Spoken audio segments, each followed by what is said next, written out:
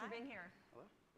So I wanted to start out with a little overview of your properties because they're unusual in the sense that they are full-on mobile. You get little to no desktop traffic. Each of you explain what the strategy is there.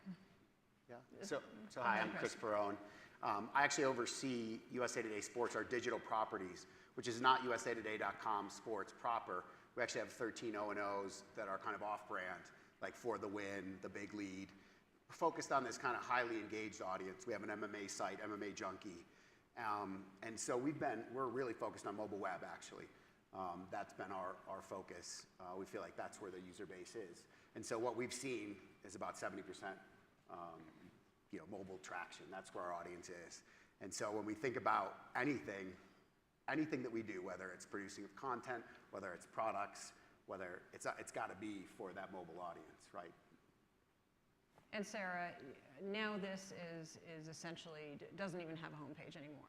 Right. So we're a all video news startup. We killed our homepage about a month ago, a little less than a month ago. We're completely focused on mobile. We do about 50 pieces of content a day. News for young people, news completely on social. So it's for people who get their news through Facebook, Twitter, Tumblr, Snapchat, Instagram, Vine, Kick, YouTube, WhatsApp, Weibo, and we also do news GIFs now too. So we're 100% focused on mobile, even though we do have some traditional syndication partners that still have large desktop audiences. We're the mobile generation. We're a for us, by us company. Everyone who produces the editorial at Now This is a consumer, is a millennial news consumer. We're living on our phones all day. We spend a lot of time thinking about being dissatisfied with the way that news is packaged for us on some traditional media platforms, and we've been kind of trying to make that easier for people. Young people do like to get news. They do like to get news on social, and we're trying to make that experience as easy as possible, and especially on Facebook. So for example, across all of those platforms last month, we did 65 million video views. So we think that Instagram is just as important as Facebook, is just as important as Twitter, because all of those users and all of those feeds are engaged in completely different ways. Mm-hmm, mm-hmm. Yeah. I think it's interesting about getting rid of the homepage part, right? Because what we've seen is some of our products that have been along for a long time, some of these sites, like the MMA site, still does get that homepage traffic where people want to just find out what's trending. Mm-hmm. But the newer products, like a For the Win, it's less than 5% of the people who are actually going to that homepage. So there's a huge discovery for that is someone sharing it. And that site is pretty big. It's 12 million uniques. It's only been around for about 2 years. 12 million uniques in sports, that's a large property. It's got to be one of the fastest growing sports sites ever. And the fact that no one really goes to the homepage to find out what's going on For the Win, they're actually referred from a friend, is a pretty interesting trend. And we're betting that that's likely to happen with our other properties. They become more focused on direct-to-story, side-door traffic, as opposed to the discovery of, well, what's trending generally in the NBA or MMA, mm-hmm. things like that. So unlike traditional publishers, you don't have these hang-ups of, oh, should we publish directly to Facebook? Should we create content solely to exist on these platforms? Sarah, what's the philosophy driving that strategy? How much content do you put solely or create solely for these platforms? It's all created native for the platform. Mm-hmm. So we will do same type of stories, but packaged differently for those different feeds, but not every story will go in every feed, because something that will grab a Twitter user is not the same piece of content that will grab a Facebook user. So, and in many times, our data shows that it's 100% opposite. The top performing piece on Facebook on a Monday is the bottom performer on Twitter that same day, and vice versa.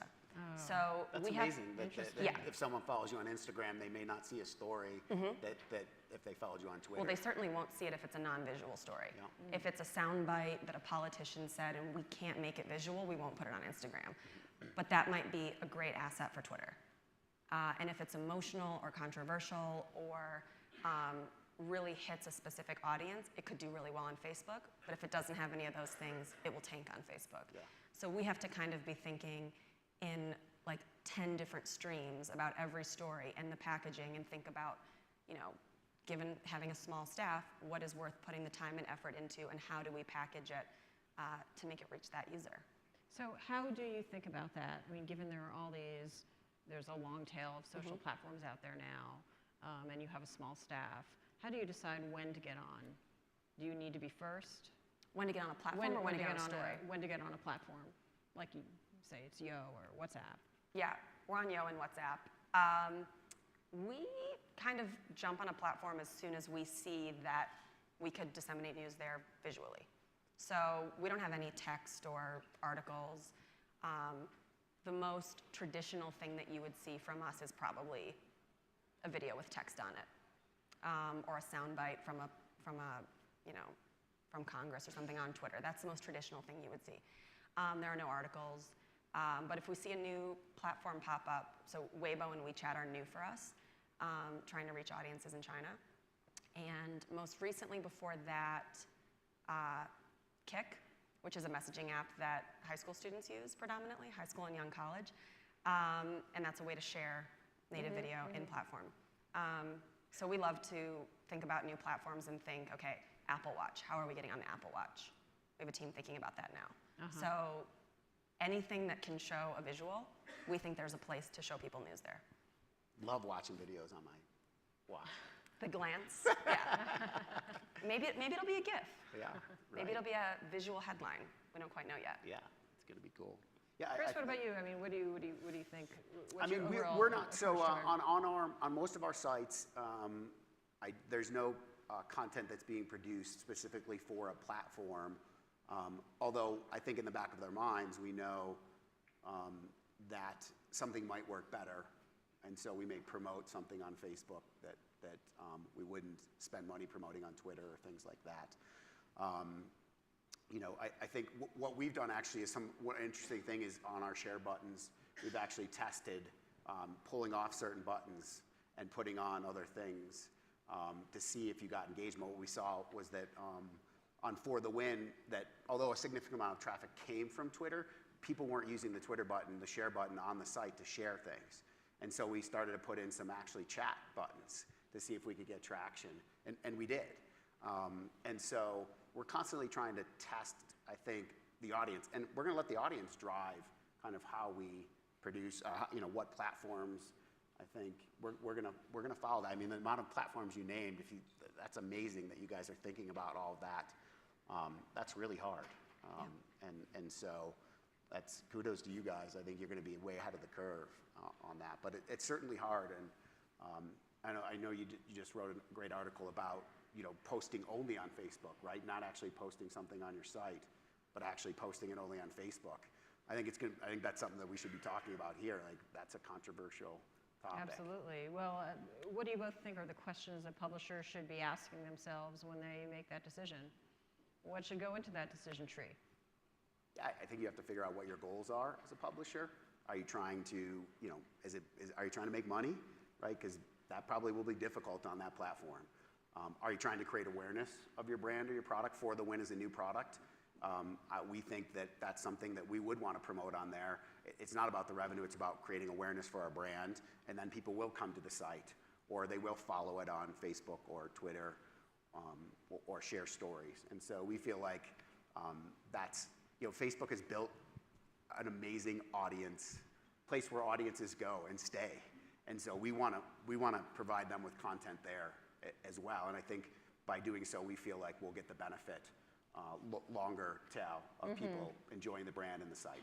I mean, the benefits seem more obvious for new and growing publishers that are just trying to gain audience and awareness, but do you think there's a use case for traditional publishers, either of you, to publish directly on solely Facebook? to Facebook? For certain types of content, for sure. For us, we can't not be on Facebook. That's where our audience is. Everything is completely 100% in the social feed, so you're not going to get referred back to a site. But you know, you can't just put stuff up on Facebook and hope it works. It's not the old web where you just tag it up and do all the SEO and just like hope. It actually has to resonate with the audience, because you won't get a share if they didn't enjoy the content. That's a fact. Whereas if you have, what time does the Super Bowl start, you will get a click. And if that's your metric, great. But if your metric is shares and engagement, the content really has to be great and it has to work for that platform.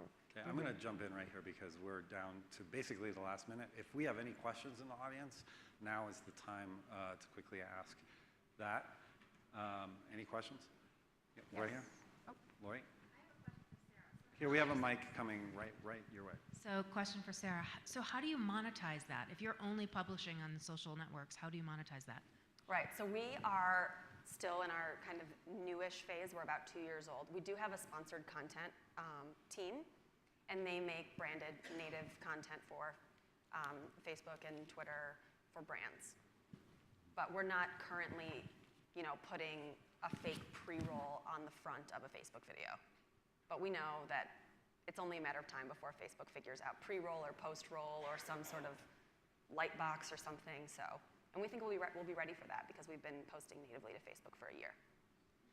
What about messaging apps? And I know we're going over time, so as quickly as you can you talk about messaging apps as a platform for disseminating news? Is that something we're going to be seeing more of?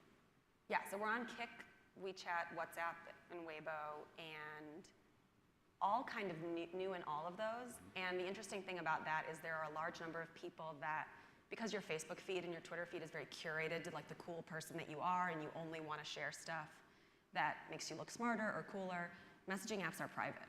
So the types of content people will share will be very different. And we're kind of excited for that because we'll kind of learn an entirely new sharing behavior that hasn't been in the social feeds yet, but it still kind of counts as social. Dark social. It's dark, yeah, dark social. I mean, that's a big percentage of traffic sometimes if you look at it. And you're like, where's this coming from? And it's coming from these social sharing where people are texting or WhatsApping articles around. Like, that's a significant portion of traffic. And if you think it's just Facebook, Twitter, Instagram, just the top ones, I think you're kind of kidding yourself and you're not digging into actually where your audiences could be sharing things. And that's what I meant about the social tools, the sharing tools we're using. Like to put in a WhatsApp, we saw tons of engagement. Like for a long time, I didn't think people in the US were really using WhatsApp. I thought that was more of something that people tended to use outside of the US, but we've seen tons of US traffic with people sharing it. And it's millennials. It's an audience that I want to grow. Great. That is Excellent. more than all the time we great. have. So Thank you, guys. thanks very much. Thanks so much. Thanks.